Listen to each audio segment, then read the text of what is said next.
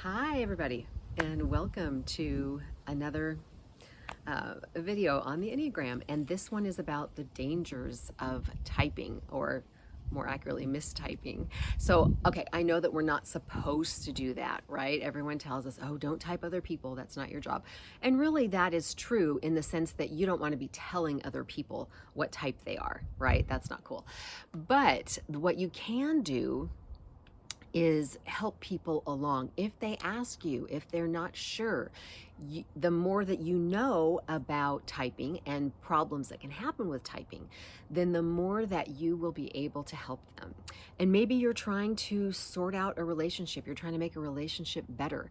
That also is a great way to look into typing somebody else. Again, not telling them what their type is, but just for your own understanding so that you can communicate with them in the most effective ways. Okay, so what I want to talk about are several different things that are involved in problems with typing, right? And one of them is the wings, okay? Another is the different instinctual variants that come into play. And then we're going to look at 6 different things from a really great book that I recommend, all right? So let's get going. The first thing is the wings. And of course, as you probably know, that is the Enneagram type or number that's on either side of your type on the Enneagram dial. And that is really going to have a significant influence on how that type shows up in the world. All right.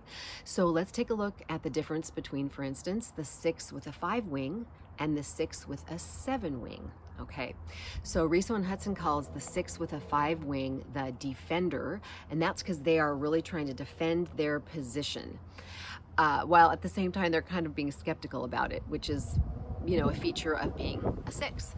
So the 6 with a 5 wing is going to be looking more to systems and beliefs for support. So not so much looking to other people. And that means that they end up tending to be loners, a lot of 6 with 5 wings. And they're more serious, actually, than the 6 with the 7 wing, which takes us to the 6 with the 7 wing, who's called, again, by Riso and Hudson, the buddy.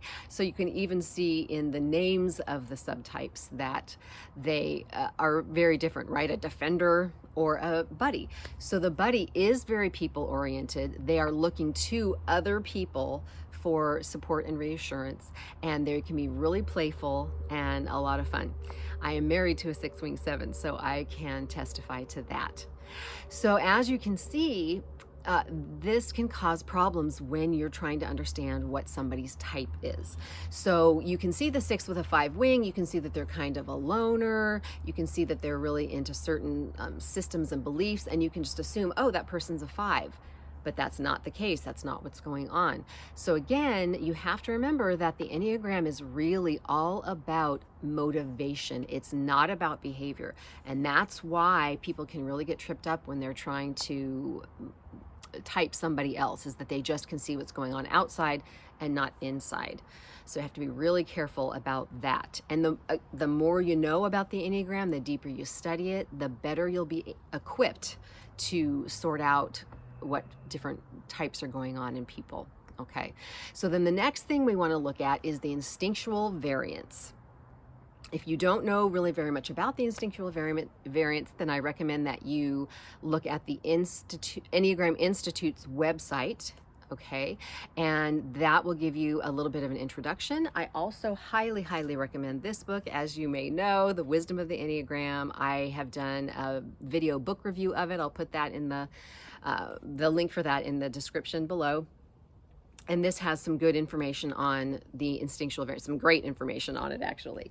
All right, so the 3 dominant instinctual variants are the sexual, social, and self-preservation instincts. There's lots of instincts that we have, but those are the 3 dominant ones that drive our personality. And everybody's got one that is out of balance, and we focus on it too much. So that's going to really majorly influence how people show up in the world as their type. So for instance, let's take the 3 different type 3s. Okay, so we've got the sexual 3, the social 3, and the self-preservation 3. The social 3 is called the status seeker. Okay, so that's the social instinct that's playing out through the personality of type 3. And so they're going to be people who are very comfortable being on stage, very comfortable being the center of attention, and they really are seeking approval and they're seeking recognition for their performance, for how well they're doing. Then we have the sexual 3, and they're called the Catch by Riso and Hudson, and they have this little mantra in their head, I'm hot and I know it. And so their focus is looking for an equally hot partner, because that's a way to affirm their own selves, right? Like, I'm worth something and I'm important because I was able to attract this important and attractive person. All right, and then we've got the self-preservation 3, which Riso and Hudson call both a workaholic and the efficiency addict. So these folks are really hard workers. They're not really so much seeking the limelight. They're happy to be kind of behind the scenes, but they still, they still want some recognition for the really good work that they do. And so, as you can see, those 3 different types are all within the 3. There's some people call them subtypes. Riso and Hudson call them instinctual variants. So they don't all immediately look the same, but their deep inner motivation is the same. So again, that's the important thing. You can't just look at the outward behaviors. You can't just look at what somebody looks like. Okay. For instance, I am someone who doesn't like to look schlubby. I do not own sweatpants. I do not go out in yoga pants. That's just me. No judgment on anybody else who does, but that's just for me personally. I don't want to look like I just, rolled out of bed and went downtown. So I work from home, and every day I get up and I fix my hair and I put makeup on, etc. Even though I don't have any conference calls or anything, I have to look at myself all day long. So that's what I choose to do. So somebody could look at me from the outside and say, oh, she's a 3. She's really into her image, blah, blah, blah. No, that's not the case. I am a 7, tried and true, for better or worse. So it's just an aspect of my personality.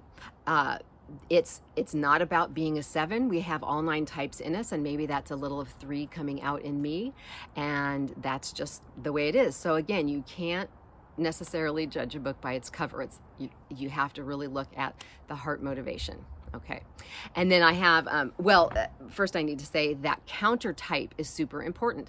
So every set of 3 instinctual variants has one that is not really quite as aligned or, stereotypical as the other types. So in the case with 3s, the self-preservation 3 is the one that you could say plays against type, or, is the counter type. And if you want some more information on counter type, I highly recommend this wonderful book by Beatrice Chestnut, The Complete Enneagram, because it's all about the various instinctual types that are going on, and she refers to them as subtypes. So yeah, that's another great resource as well, and I'll put a link for that below as well. So counter type is super important to understand, because I have a friend who is certain that he's a 5, but he's really a social 7. And he just doesn't understand the reason why the standard, basic description and definition of a type 7, it doesn't apply to him. And so it doesn't resonate with him, but he doesn't understand that he's actually the counter type of 7, but definitely not a 5. So, and I can't tell him that. I can maybe recommend that he look elsewhere, or, make some comments that might make him reconsider. That's all I can do. And everyone's on their own journeys, so we have to let them make their own discoveries. All right, so finally we're going to look at Ginger Lapid Bogda's book, The Art of Typing. This book is genius. I highly recommend it. I did a video review of this as well, and it is in the description as well. And I also did a blog post, so you can choose whichever medium you would like. But this is just a wonderful, wonderful resource. I love it. The visuals are great. The descriptions are great. It's just fantastic.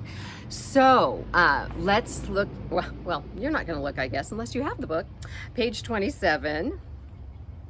So I'll just very briefly go over each one of these things. There are 6 things that she discusses in terms of the difficulty with typing. Lack of self-awareness, a complex background, an inexperienced Enneagram teacher, focusing on behavior rather than motivation, early trauma and other personal issues, and sole reliance on an Enneagram test. All right, so we're just going to look very briefly at each one of these. Lack of self-awareness, that's pretty obvious, right? If you don't understand who you are, if the person that you're interacting with doesn't really understand who they are and aren't able to be honest about what's going on in their lives and who they really are, that can be a problem. You know, there are people who will take an Enneagram test and they'll answer in the ideal. You know, they don't answer according to what's really going on with them and who they really are, but this idea of what they should be, and that's just a recipe for disaster. So if somebody doesn't have much awareness about themselves, it's pretty difficult for them to determine their type. Okay. Then a complex background. So what's super cool about this is that Ginger brings up something that very rarely have I heard discussed before, and it's things like, what is the culture of your family? You know, if you were raised by a really hardcore, less than healthy type 1, for instance, that's going to affect your own inner critic. That's going to affect how you view a lot of things and how judgmental you are, for instance. If you're raised by a phobic 6, for instance, your whole family culture might be one where you're skeptical about everything. You're questioning things. There's a lingering anxiety just in general within the family. So that's one thing that can skew people's ideas of what their type is. Then there's the culture itself, and she gives this great example of Brazil and how Brazil has this 7 culture as a nation, and so how that then affects some of the types. She says that Brazilian 4s tend to be happier than other types of 4s in the world, and how Brazilian 5s are a bit more gregarious than other 5s in the world. So these are important things that need to be considered. So I love that she's really being thorough about all the different things that can come into play. All right, then number 3, an inexperienced Enneagram teacher. So again, that can be really tricky if someone is giving you advice or, you know, making statements that aren't really rooted in the deeper aspect of the Enneagram, but are just based sort of on surface understanding or stereotypes. I've heard several people who weren't teachers, but just fellow students say to me when they find out that I'm a self-preservation 7, they say, "Oh, you must be great at making money." And I was like, I wish. So, you know, that's just one example of things that might be true for a lot of self-pres 7s, but not for me.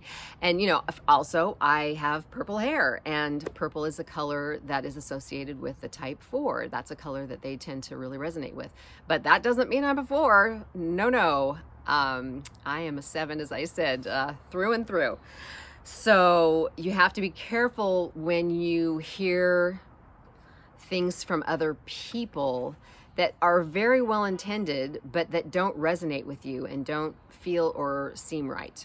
So be aware of that. And then focusing on behavior rather than motivation. We already talked about that. Early trauma and other personal issues. So trauma can cause people to have to rely on a variety of different survival mechanisms, for instance. And so they may be going to the directions of integration, the directions of disintegration. They may be using their wings more. You know, they're trying to draw on all kinds of different resources just to survive. And so that then can color how they feel about who they might be and how they may be presenting themselves.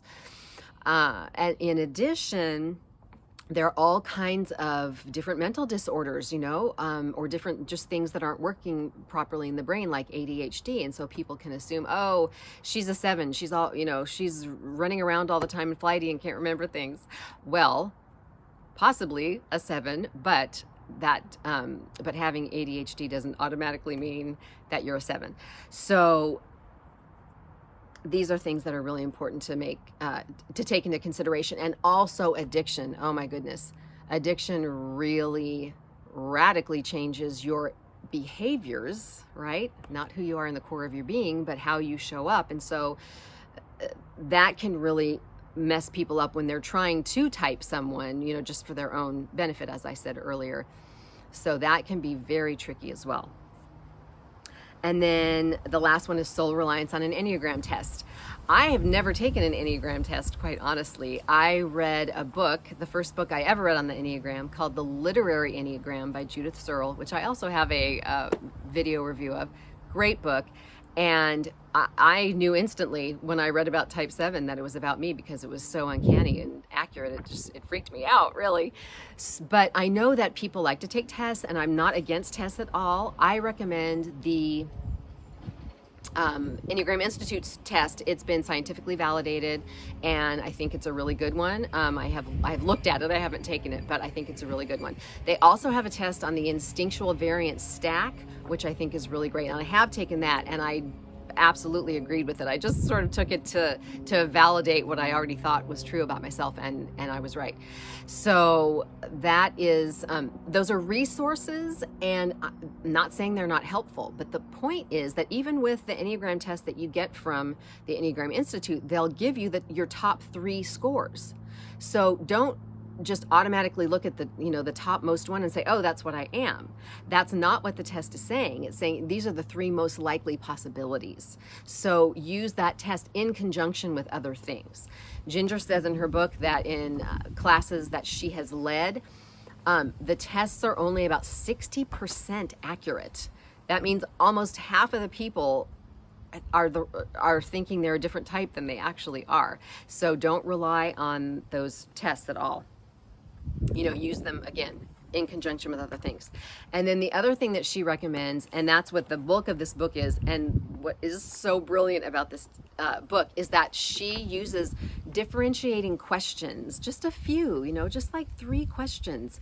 So if you're trying to decide whether you're a 1 or a 2, whether you're a 3 or a 7, just any combination, literally any combination, it is in here. And so you just turn to it and like, oh, type 3 versus 7.